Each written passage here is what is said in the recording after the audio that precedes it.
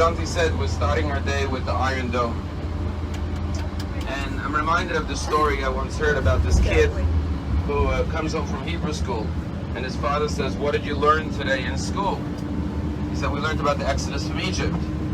And the father says, okay, tell me more. What did you learn? He says, well, I heard that God came, he bombed the Egyptians, and then he took us out of Egypt with Boeing 747s. And the father says, your Hebrew school teacher didn't tell you that. And he says, Dad, if you don't believe my teacher told me that, you surely won't believe what he did tell me happened. And I tell this story because, what is the definition of a miracle? A lot of times we ask, we read the Torah, we read the Bible, miracle after miracle after miracle. Where are the miracles today? And the analogy is a child. When your child is a baby, right? You got to hold their hand and do everything for them. But then as they get older, you expect them to you're an adult, stand on your own 2 feet. I'm here to help you, I'm here to support you, but you got to take the initiative. You're not a child anymore. I can't do everything for you. And when the Jewish people were in infancy, God did everything for us. We just sat back and watched the show. 10 plagues, splitting of the sea, miracle after miracle. But now God says you're a mature adult Jewish nation. And of course I'm there to support you, but you got to lead the way. You got to take the initiative. You have to do it on your own. It's a partnership at this point, like a parent and an adult child. And when you say where are the miracles are all around us. But it's not like the miracles in the Torah where we do nothing. We have to create the miracles. We have to initiate the miracles. And, a couple of thoughts come to mind. One is, someone once asked Ben Gurion once said that a Jew who doesn't believe in miracles just isn't a realist. And I once heard this kid asked his father, Dad, do we Jews believe in miracles? And his father said, no, son, we don't believe in miracles. We rely and depend on miracles, right? But I once heard an Israeli general once said, every nation has a secret weapon. Does anyone here know how you say secret weapon in Hebrew? So weapon in Hebrew is, we'll learn some Hebrew words. The word for weapons is neshek, right? And the word for secret is sodi, secret. Neshek sodi is secret weapons. So the general said, what are the first letters of neshek sodi? Nun and sama. The word letters nun and sama spell miracles. He said the secret weapon of the Jewish people is the miracles. And if you just think about the story, 48, 67, 73, miracle after miracle after miracle. But today we're going to see something very special, and I'm excited to see it, as I'm sure everyone is. And even Jonty, who lives here, hasn't seen it yet. So Israelis who live here haven't seen this yet. So how lucky we are to be coming from America and seeing this. And that is what I think is a modern day miracle, which is the Iron Dome. Try to imagine the last war that just happened 2 months ago without the Iron Dome. 4,300 rockets raining down on Israel without an Iron Dome. What would have happened?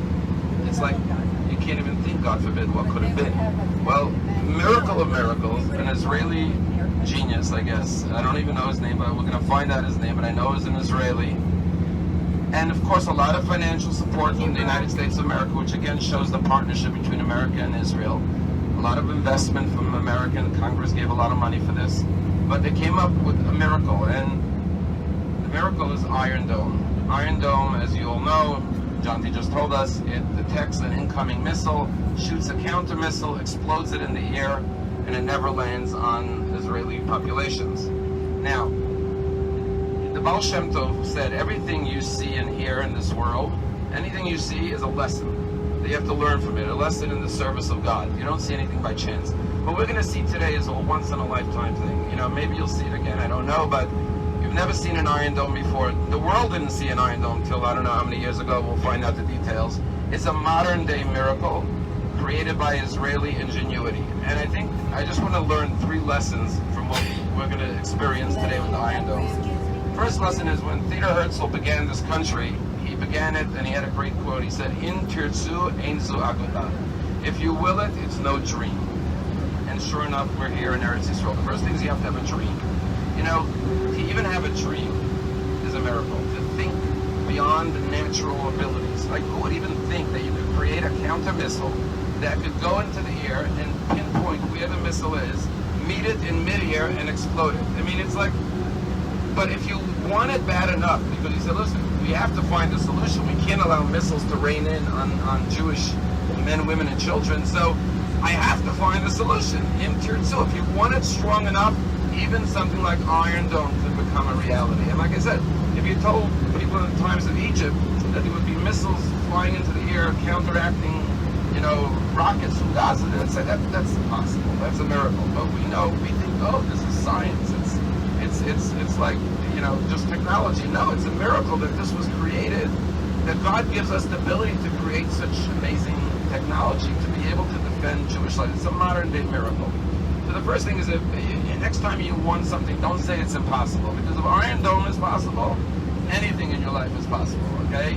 If you want it bad enough, and it's important enough, and it's a matter of life and death, like for Israelis this was life and death, you'll find a way to do it. And by the way, we're going to learn more, but what I remember reading was that when this guy came up with this concept, he went to the government said, you're crazy, this makes no sense, and they didn't want to fund it. He had to go get private funding from some companies. It's like an Iron Dome, like a Kippah. And it's interesting, today's Torah portion has the Shema. What is our spiritual Kippah? Kippah, it reminds us of God above. It's our faith. The brain goes so far, and then there's something beyond our understanding. That's what the Kippah reminds us of. And there's a story, by the way, Shalom Aleichem, was a secular Jew, once was in Yerushalayim, and he stopped the kid. He wanted to go to the synagogue. He said, where's the closest synagogue to this? Yerushalayim, chutzpah kid said, you're not even Jewish. Why do you need to go to the synagogue? He says, what do you mean I'm not Jewish? I am Jewish. So this is Jerusalemite kid with a lot of chutzpah says to Shalom Aleichem, the writer, he says, well, if you're Jewish, where's your kippah? Where's your yarmulke? So Shalom Aleichem was a very creative mind. He said, well, the heavens above, that's my kippah. That's my kippah. So the little kid in Yerushalayim says, why do you need such a big kippah for such a small head?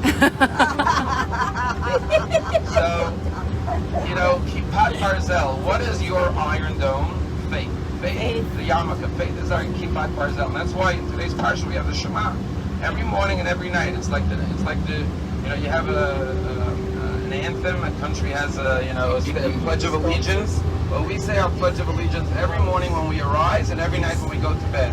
The Torah says in this week's parsha, when you awake, when you go to sleep. It reminds us of our faith in God beyond our comprehension even.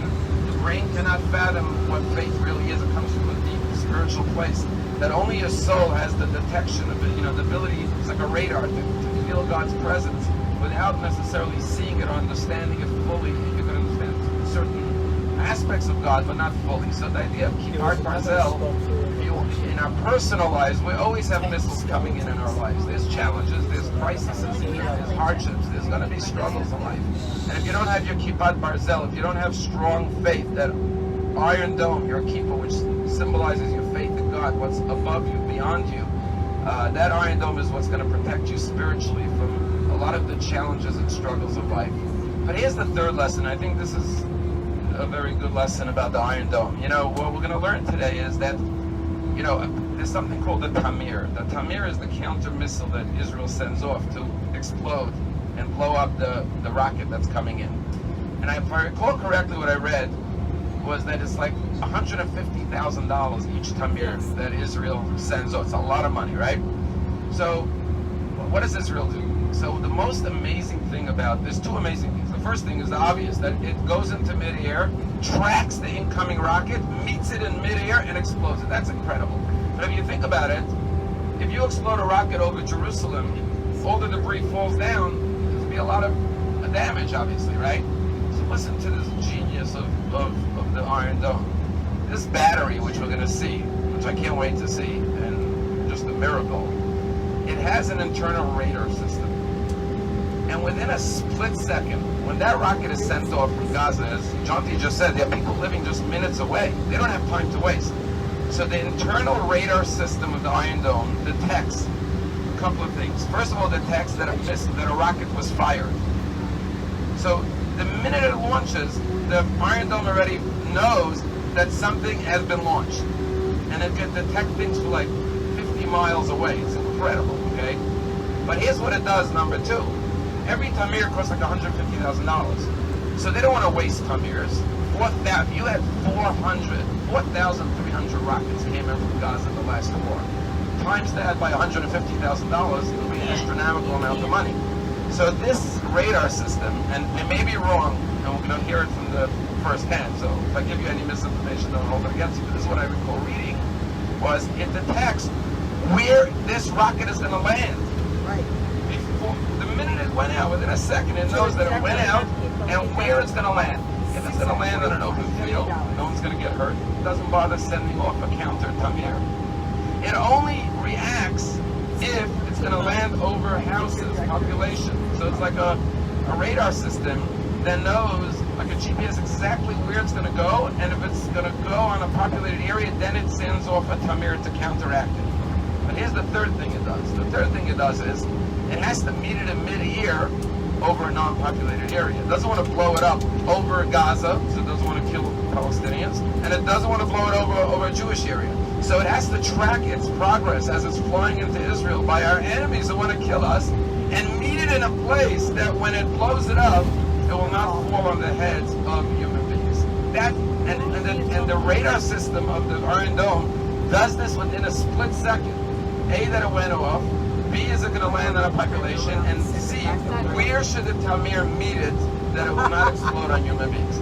If this isn't a modern day miracle, then I don't know what is, okay? This is just beyond, like I said, if you told us the people in biblical times, they'll think we're living in miraculous times. It's always that way. You see, whatever we see naturally, we just think of as nature, right? You get used to it, but it's really a miracle of the great. We're going to see a modern-day miracle of Israel amongst the many miracles of Israel. And I think the lesson, the Baal Shem Tov said you have to learn a lesson from everything is, think about our lives, right? Sometimes we have a radar system. We all have an internal radar system. We know when there's a threat coming, physically, emotionally, whatever it may be. We know when something's happening that something feels off, like, uh-oh, something's negative is transpiring here. But we could do one or two things. Sometimes we overreact. We make a big deal, right? We blow up things. It's like sending off a tamir. Let's make a big explosion. Like, calm down. It's not a big deal. It's not going to land on anyone's head. It's not a threat. You don't have to overreact. Don't waste all that energy getting all worked up about something. That's not going to have any big impact. But the genius that you have to know is when to know when it is a threat. Because when it is a real threat, if you wait too long, like if Israel waits, let's see where it's going. But then it's too late. There's not enough time. So you have to know when something incoming is a threat, and you have to, as they say, nip it in the bud, kill it in its infancy, destroy it before it has a chance. A fight is starting to fester, let's get rid of it before it becomes an issue. And when not to even react, just let it go, ignore it, knowing when to speak, when not to speak, when to do something, it's a very fine line. But so much of life is knowing when it's appropriate and to do it early on. Preventive medicine, as they say, is the most important thing. I was thinking, we just saw that yesterday. Hatzalah is built on that idea. React early on. The difference between reacting in the first seconds and getting there in time versus coming a little late is all the difference in the world between life and death. And I'll just tell you, yesterday when I know there were two groups that went in with Dovi to see the patrol center. When our group went in, he was showing us all the amazing things. He showed you the video conference that I never knew that they actually, before they even get there, they're already telling the family members how to treat the person. But as we went in, the patrol guy showed us that a call had come in near Haifa that a 4.5-year-old boy fell off a second floor balcony. And he showed us the call came in 6 minutes ago, and the screen showed there were already 4 volunteers on the site treating the boy. 6 minutes after the call came in, there were 4 volunteers already doing CPR. There was no pulse on this boy. He fell from a second floor story. And he told us, you see there are 4 volunteers. He asked the guy said a call came in, a 4.5-year-old boy fell off a balcony. They're doing CPR on him. And then he went on to talk about the control center. So 5 minutes later, the thing lit up, and the report came in. We regained pulse on the boy. He's being transported to the hospital now, and the family is requesting the trauma psychological unit to come. The volunteers are saying, we're on the way taking the kid to the hospital. Please send over now in the psychotrauma unit people to speak to the family. The family is traumatized. And I got the chills. I was like, wow, look what I just witnessed. From that kid's life was in the balance, but they were doing CPR on him and keeping him breathing mechanically. until he gained his own pulse again. And that's again the idea of responding like this Tamir, immediate reaction, and being able to literally save lives, whether it's through Hatzalah, whether it's through Iron Dome, and these are the miracles we have to pinch ourselves when we see this. We saw the Iron Dome. Amazing that we could live in Israel, and we went yesterday Yad Vashem, we talked about the Holocaust, we talked about how we didn't have a means to defend ourselves or protect ourselves. Jewish security and Jewish life-saving is in our hands now. And one of the things that the other gentleman, Danny was his name, from the wall, Danny Tirsa, he said that the Palestinians, they don't want to make peace. You know why? Because he said that it's easy to just blame everything on Israel and tell the world, we can't do anything, Israel's holding us back. When they're offered a chance to be their own state, we have to take responsibility for our destiny now? We have to set up a country? We have to run our own affairs? No, we don't want to do that. That's hard work. Creating the Jewish state is taking responsibility for our lives and our future and our destiny in our own hands. And that's hard work. That takes a lot of devotion, dedication. 6,000 volunteers in Hatzalah, the army personnel. We saw Miriam parents who gave her 2 sons for this country. There's a lot of blood, sweat, and tears and sacrifice that goes into this country. That's the hard part of taking control of your destiny. Just like as individuals, it's easy to let other people run your life. But on the other hand, you don't control your destiny. So we're witnessing a miracle of Israel. We are shaping our destiny. We are taking responsibility for our own future. But that comes with a lot of dedication and devotion. And to be able to be here, see that, experience that, and to be able to be a part of it. And, from Florida, wherever we're from, we're not really fully a part of the story. We're watching it from a distance. But by us coming and supporting and being engaged, we can have a little hand in this miracle. Because this is one big miracle. We're driving through a miracle, experiencing a miracle. And just as the Jews who suffered for thousands of years in the pogroms and the concentration camps and the Holocaust and everything else, and they could see this, they would say, wow, this is the biggest miracle. This is what we pray for every day. We yearn for this. We dreamed of this. And this dream now became a reality. So every day is special, but this is going to be really special. And we're going to look forward to seeing the Kippah ourselves.